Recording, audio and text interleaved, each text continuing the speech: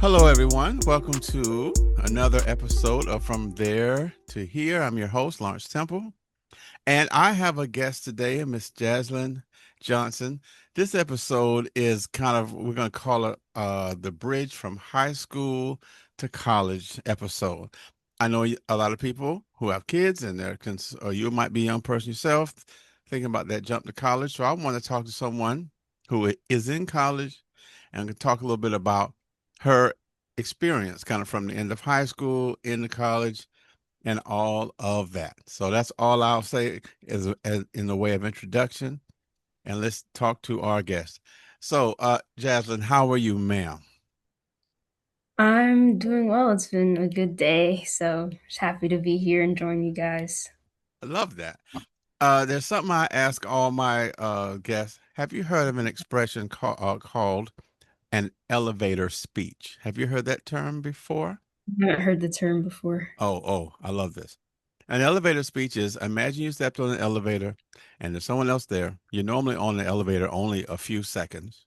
So, an elevator speech is how you would describe or introduce yourself to someone that you're only going to be on an elevator with for a few seconds. So, you're boiling your whole existence down into a couple of sentences. So, if I asked Mm. you, what would your elevator speech be about who you are or what you're about? What would it be? Hmm. I guess first I'd like introduce myself. I'd just be like, "Hi, I'm Jazlyn. I'll be a second year student at USF," and that would pretty much be it. Gotcha. I think there's more, but we'll get to that. All right. Okay. So, the focus of our meeting today, I guess, is kind of about your experience from high school to college, what things you did in high school that maybe prepared you for college, and just what it was like going from one to the other. So let's go back. When did you decide, or I don't know if it's your parents or whatever, when did you decide or at least think that you wanted to go to college one day? When did that get on the radar? I think I always kind of knew that was the path I wanted to take. Even like my freshman year of high school, I knew like, okay, like after these 4 years are up, I definitely want to go to an institution. Got it. Did you have an idea? I'm just going to pick a number, seventh grade. Did you know in the seventh grade what you wanted to be when you grew up? I had no clue. I was probably dabbling through so many different things at that time. Can you remember over the years, what were some of the different Hmm. career ideas you had? I think there was always like a doctor. At one point I wanted to be like a runner in the Olympics. I'm sure like Okay. a bunch of different things. At one point I was like, maybe would I ever want to be in the air, like flight attendant or something like that. Oh, wow. So Okay. So yeah, you were everywhere. Okay. pretty much. Got that. When you got into, well, let's talk about high school. So, um, my general question, what are some things that looking back, because you're at the ripe old age of how old are you now? 19. Okay. At your advanced age, uh, looking back to high school, what are some things you feel like you did right or things that helped you get into college or helped you once you got in college? Things that I did that definitely helped me in high school was, like, being a part of different groups. I was in, like, the dance company. That was a really big thing for me. I was able to meet new people who, like, shared, the same passion as I did, and so it was easy to click with them with that. And I also joined, like, color guard. I was in, like, the National Honor Society. So those things definitely help me. And I think being a part of different groups helps you stay focused academically too, while also helping you socially. So those were really big things for me in high school that helped propel me into college. I got that. Now, because I teach high school, so I'm trying to think about some of the things kids tell me. What would you say to the kid who says, "Hey, I know being in those groups is good for, for colleges like to see that. But I Mhm. by nature am kind of a quiet or shy-ish person. What would you say to that kid? Somebody who's more shy. I would Hmm. honestly tell them that my freshman year, I honestly started the same way. I was pretty shy. I didn't wanna really surround myself with, people that I didn't really know that well. Um, I think, like, honestly, it can be difficult, but even, like, speaking to one person can help you meet their friends and, like, meet another person. And I think that's so important no matter how scary it might feel, because I know it is definitely scary, like walking into a new school or like a new Yeah. place and you're unsure of your surroundings. Hmm. Um, but one thing I did was like, I did it scared, even in college. Like trying to join different things, I had to do it alone and like I did it scared, and it ended up working out for me really well. I try to pick out a phrase that each guest says, and I make it like the kind of the subtitle of the episode. I think that's Mhm. going to be what you just said twice. Do it scared. I think that's going to be the subtitle of this. So if what I'm getting from you is right, even when you don't feel super confident about a thing, it's still all right to go on and try it anyway. Am I saying that right? 1,000%, yes. Of that. All right. All right. That's we're gonna keep that one. Um now you made it to college, and so I'm sure you normally have been a pretty good student, I assume. Mhm. What were there some topics in high school or college that came to you more easily than other topics? And if so, what were they? Mean academically? Yes. Some things that came pretty easy, I'd say like English classes, essays, all of that. Those came pretty easy. I think even in like elementary school, writing kind of came naturally and like I enjoyed doing that. Okay. And then I'd say math was like 50-50 ish. Sometimes I loved it, sometimes I hated it. It would depend on like the topic. And then sciences, I like sciences. I mean, the rigor is definitely um, different Hmm. compared to like high school and college. So, but that is still like my main focus would be like sciences Okay. with health. Now on the academic side, our kids, because I teach 11th graders, so I'm going to assume I'm talking to them. So Mm. at this point, they've heard of the ones who want to go to college. They've heard of the ACT test and the SAT and stuff. Do you remember which of those tests did you take back in high school, and how was it? Were they difficult? Did you retake them? Tell us about your testing journey because we know that's a big part of the whole college thing. Okay. I took both. I took the SAT first. I think I took it maybe like 3 times or so. And then I took the ACT once or twice, from what I can remember. They were They were fairly difficult, I'd say. It definitely takes a lot of studying, and there's definitely like tips and tricks that help you. I remember I saw like a tutor who only did like SAT prep or like ACT prep, and Mm. like they tell you, it's not just a normal exam. Like they purposely put things in there to try to like mess you up. Mm. So um, I think, yeah, I think the ACT was a little bit easier than the SAT was for me personally. I think I performed better. Okay. Overall, I did well enough on both, so that like my scores could get me into a good institution. So if I'm hearing right, you didn't just settle for taking the SAT once, ACT once. You took you took them multiple times to try to get better scores. Am I right about that? Yes, I would recommend everybody take it multiple times, even if you think you did well the first time. Like it definitely doesn't hurt to take it again, see if you can improve, and definitely seek out a tutor if possible because it always helps. I got that. Do you remember maybe like what grade were you in when you took these tests? Was it 11th grade? I think so. I think. something around there, like 11th. I Got it. want to say you take like the SAT and ACT somewhere around there. Got it. All right. I want to put give you an imaginary role, I guess. All right. So let's say you talk to a young person who's in high school and they say, I'm gonna give you a couple of reasons why people feel like they can't go to college, and you see what you would say. Okay. Johnny says, "Hey, I'm a good student and I have certain things I want to be. They require a college education, but my family is not rich. So that means I can't go to school." Mhm. If Johnny says that to you, what's your answer? They can't go to school. I would Because say that, like, I understand that's disappointing.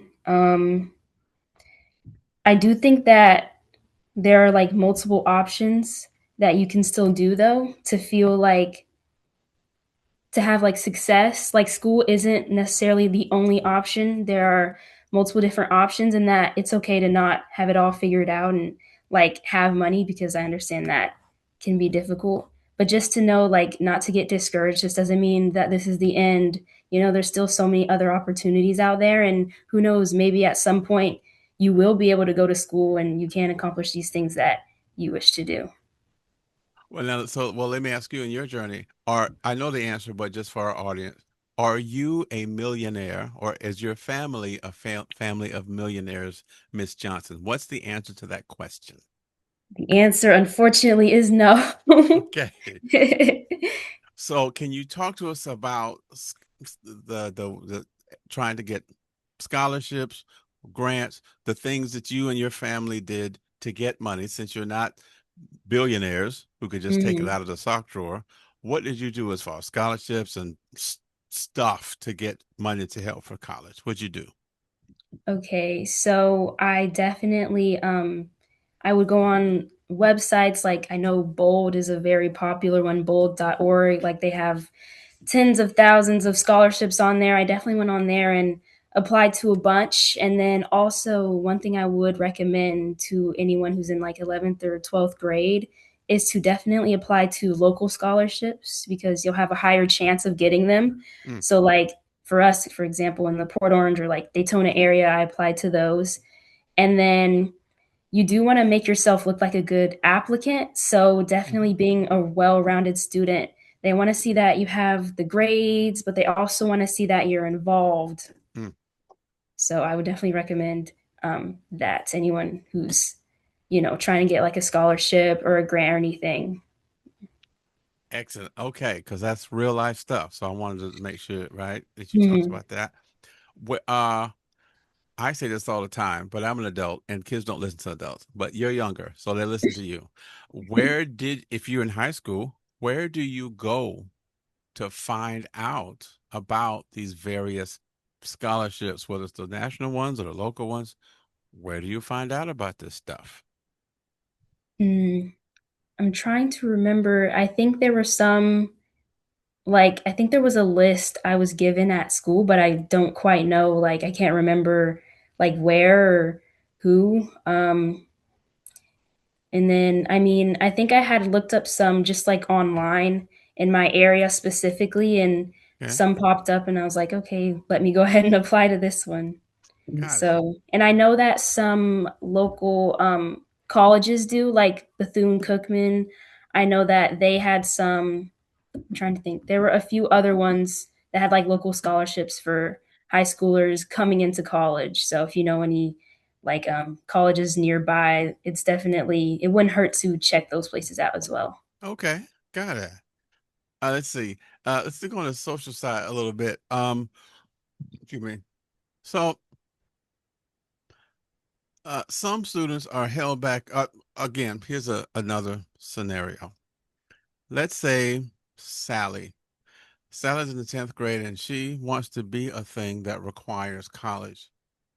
But her friends that she hangs out with, rides the bus with, neighborhood, cousins, whatever, they're not so keen on going to college and pursuing those things.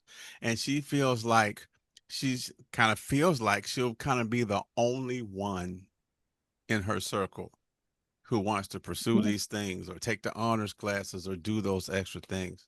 And she's kind of discouraged by that. What advice would you give to Sally who wants to be more, but she feels like I'm kind of going to be the only one in the group trying to do that? Or it could be Mm, Billy, Sally or Billy, whoever. mm. That's, I mean, that's a pretty tough decision, feeling like you're the only one in your circle. I mean, I would say, like, even though you have all these friends around you who are around the same age, it's important to like stick true to yourself and like your values. And it's hard because like you want to fit in, you want to do all these things, Mm. but I would just emphasize to her that it's important to be your own person and through with what you know that you want to do and what you want for yourself and where you see yourself in the future, and try not to be swayed by all these other opinions circulating around you. All right. That's very real life. I get that. And even adults have to do the same thing. So I get it. For real. Um, can you all right, so ours a lot of our audience has never been to college. So you finished high school Mm, and now were you were dual enrolled, is that correct? that's correct, yes. A lot of people may not know really what that term is. What does it mean when you are a high school student, but you're in what's called dual enrollment? What is that? So that basically means, yes, you are a high school student, but you are dual enrolled too, which means you're also taking college courses. And where do you take these courses at your high school or do you go to the community college? Where do you do this? So ideally, you go to the community college. I know that you can take a few online classes, but after a few, they want to see your face. So then you have to eventually go there and start taking classes in person. And then the more classes that you take there, typically the less classes that you're taking at high school. So Okay. yeah, that's pretty much how it works. How did you doing that, taking college courses while you're in high school, how if it did, how did that benefit you? It definitely benefited me because it helps financially. You're not paying while you're in high school, and so you're getting all of these courses that you're taking, and it's really helpful there. And then also you're gaining all of this knowledge early on, so it puts you ahead of the game than like the other people who are in your grade level. Um, so yeah, and then when you do end up like going to college, like full time, you would end up being there for less amount of time than typical. So, for example, you got your associate of arts degree. It's a 2-year degree, but you were dual enrolled. Hmm. Then once you go to your college, you would only be there for the remaining 2 years. I got So, you. yeah. All right. And I know you know that, but a lot of our audience doesn't. So I wanted you to explain that. That sounds like a great thing. Yeah, I highly recommend that to any high schooler. I was nervous to take the PERT test, which is the exam you have to take before you can be considered a student who can be dual enrolled. So going to a Hmm. community college, it can be a little scary because you're like a high school student taking a college exam. Like Hmm. that's nerve wracking, but you can take it multiple times. I took it, I think, twice. I took it once to get like a baseline of where I was, Hmm. and then I took it again so that I could meet those scores. And I did. And so I was dual enrolled all throughout high school. And it was probably one of the best decisions that I made. Got that. I got that. Good. I want the people to hear the nuts and bolts of how that worked. All right. So you go to high school, you went to Atlantic High School, you were involved in a lot of different things. Aren't you in like the Hall of Fame there or something like that? Ba- Yes. Basically the Mount Rushmore of Atlantic High School, correct? Okay. And so you graduate, and so now you attend USF, University of South Florida in Tampa, correct? Yes, correct. Can you talk a little bit about how your college experience is different or the same, I don't know, from your high school Daytona life? Talk about the difference, please.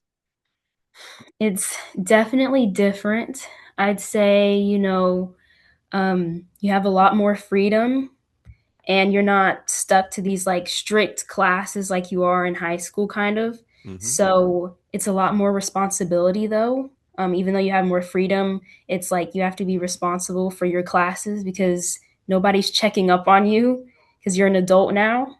So that's one thing you definitely have to take into consideration. Like maybe when you're in high school, your parents might be like, hey, like, you go to class, how was class, this and that. But like in college, it's like nobody's checking that you're going to class. You have to make sure that you're doing that yourself. And additionally, I guess, like, even with professors, it's Hmm. different because in high school, your teachers might be like, hey, like checking up on you and making sure that you're staying on the coursework. But Hmm. in high school, or I mean in college, there's over like 200 people in many of the classes. And so I Right. definitely say you have to be able to like care for yourself. Mm. I think that's a big thing that people can struggle with because it is difficult. Because, like, I don't really know how to explain it. I mean, at home, you're right there with your Mm. support system every day helping you. But then in Hmm. college, it can feel lonely. You're not as close to everyone. You might be far away. Okay. So, yeah. Oh, that's good. I need the people to hear that. How on the human social side, I guess, whatever. So how would you recommend somebody, let's say they grew up in a town and now they're going to college 100, 200 miles away, so they don't know anybody when they get there. Hmm. How would you kind of recommend they learn to navigate not just the class, but life, being away from everybody they know, having to meet new people? Could you talk about that? I'm going to call it the human part of being away if you go away to college. I think even I didn't go like super far. I mean, I was still like in Florida, but even that was difficult for me because, I was so comfortable. I was just a senior. I knew everyone in high school. Like everything felt very like comforting. And so you get to this new environment and it's like, okay, I don't know these people. You don't Mm-hmm. quite know where you fit in. It can be difficult to find your community. And Mm-hmm. I think even for myself, like it definitely took a lot of like exploring and like being willing to put myself out there to sort of find where I fit in, like these organizations that fit and like Mm-hmm. different social groups. And even with people, finding like-minded people is definitely something that I try to do and like am still trying to find. Um, and so I say, like we had said already, do it scared, Mm. and sometimes you have to do it alone too, and that's a big thing that I do encourage people to do. So, yeah. That's important because I know from my time in college, guys that I know that didn't who left college early, most Mm. of them, it wasn't because the work was too hard, because they were smart enough to get in, so they could do the work. It's the part you're talking about now. It's the social part, not connecting or connecting with the wrong ones or whatever. It seemed like that was the thing that tripped people up. It wasn't just that the work was hard. Does that make sense to you too?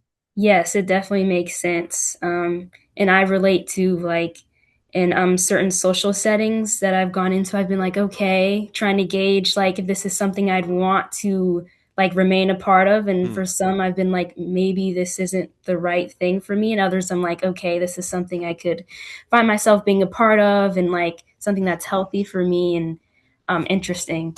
So, yeah. Good. How about on that, back to the academic side?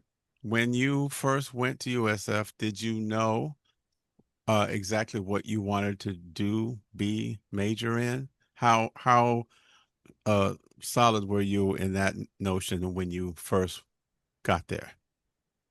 I'd say when I first got there, I was probably like 60% sure. Okay. I'd say I always knew that I wanted to go into health, but there's so many areas I wasn't completely sure, like, what do I want my focus to be. So I mean, right now my major is biological health sciences, Okay. and so now it's me deciding, do I want to do like medical school track or like a different track. AA school is also one I was considering. So yeah, there's a lot of different avenues, and it's just like me trying to figure out by like shadowing and like Mm. visiting what would be the best fit for me. Okay. I wanted someone to hear that because I think some people have the notion that you must know your whole future the day you Mm. get to college, but sound like you're telling me that's not true. Am I right about No, that? that's not true at all. I know people who are even a little older than me that are still trying to figure it out, and there's nothing wrong with that at all. We all have like our different paths, and it's okay if it takes you a little longer to get there. Good. Need them to hear that. How about I have a couple more questions here. How so you're from the big huge town of Daytona Beach, and now you're in a bit huger town of Tampa. What's it like moving to a new city, having to learn a new place? Talk about that for us, please. I've actually enjoyed it. I like Tampa and I like living on campus. I think there's a lot of cool people there, and I enjoy the time that I spend there. I mean, Daytona's like, my heart will always be my home, but I do like kind of venturing out and seeing what places also fit me. Tampa, it's bigger. I think there's like more opportunities for what I'm looking for too. So Okay, I'm glad that I'm there. I got it. All right.